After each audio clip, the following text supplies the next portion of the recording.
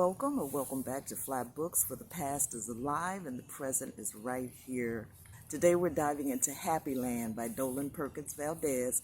And let me just start by saying that Happy Land had me before page one. And you want to know why? The cover. Look at this. It's vivid, it's striking, it pops with color and emotion in a way that makes you want to know what's inside. And I tell you, I was pulled in instantly by the beauty of this woman. And as a reader and someone who talks about books all the time, I gotta say this to authors. Covers are not just decoration. They are the handshake before the high.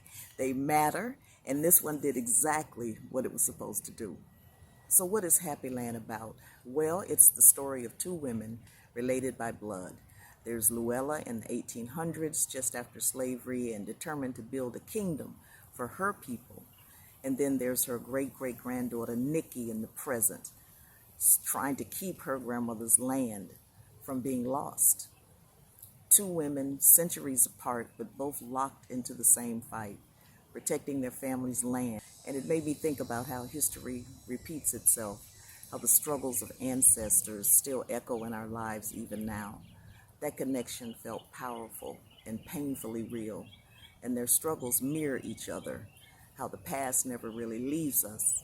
It lives in our present, shaping the choices we face now. So as I became more and more immersed in the story of these two women, the theme of community resonated really heavily with me. Community was an integral part of everyday life for both Luella and for Nikki, and for some of us, of course. Family wasn't just blood. It was chosen. It was built. It was nurtured. And it was who showed up when things got hard. When community came together, it shifted the entire experience of life for everyone. And that sense of unity, of holding each other up, felt just as urgent in Nikki's time as it did in Luella's. And that theme feels timeless and very needed. And it reminded me of something essential, that although our survival may be individual, our flourishing is always collective, always. And can we talk about the land and the role it played and plays in our survival? Dolen doesn't just describe it. She makes nature a character. The woods, the herbs, the rivers, they feed us, they heal us, they shelter us, and they even adorn us. And nature is food, medicine, sanctuary, and spirit all rolled into one. It's never just in the background, right? It's essential to survival and identity. And that felt really powerful to me because it reminds us that our ancestors, they just didn't live on the land. They lived with it, in partnership with it, in reverence of it. And that's a lesson we can still benefit from today, because how much we've lost touch with that connection, and how our ancestors leaned on the land, not just to survive, but to thrive. Now, this book was a true page turner. Every chapter flowed seamlessly into the next. No wasted space, no filler.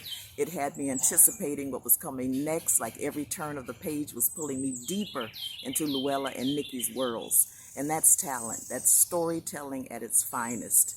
And let me be real, this book did bring me to tears, because as I read it, I felt my ancestors' pain, their struggle to carve out a space for themselves after slavery, their fight to just exist with dignity.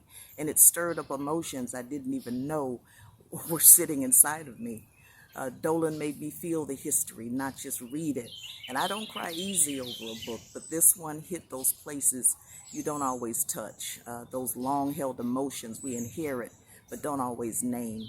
And reading Happy Land was like carrying the echoes of that hurt while also feeling the beauty of resilience. And that brings me to the bigger conversation, right? Land is power, land is memory, land is survival. But for generations, Black folks have been and still are losing land every day. Not by accident, but through predatory practices like forced sales, shady deals, and heirs' property loopholes.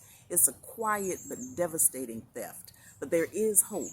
Laws like the Uniform Partition of Heirs Property Act, already enacted in 24 states and introduced in 6 more, are steps toward protecting Black families from losing what our ancestors fought for. And if you want to learn more, check out uniformlaws.org, because stories like Happy Land remind us it's not just fiction, it's still happening. Dolen Perkins-Valdez has given us more than just a novel. She's given us a reminder a reckoning, a call to honor our past while fighting for our future. And I want to close with her words from page 344. Dearest Kingdom family, I come to you today with a story that will sound impossible to your ears, but that is as real as the ground on which you plant your feet.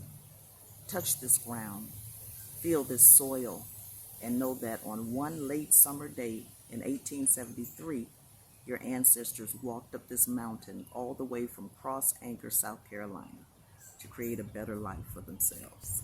So that's Happy Land, the book that stirred my soul and reminded me that the past is never really gone.